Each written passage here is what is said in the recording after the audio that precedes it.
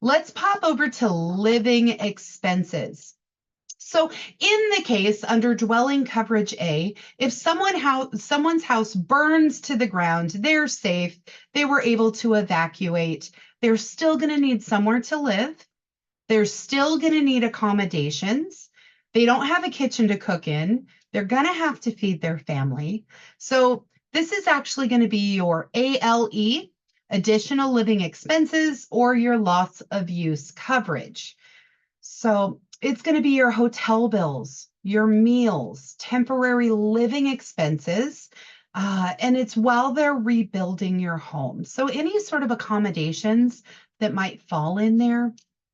Losing your home is traumatic, actually, and tragic. So, as an insurance agent, it is quite incredible to be able to make sure that your policyholder knows they have this coverage. I have seen over and over again policyholders not even understanding that that is built in traditionally. I like my caveats. And it's usually a percentage, however, can be increased if a policyholder is interested in that.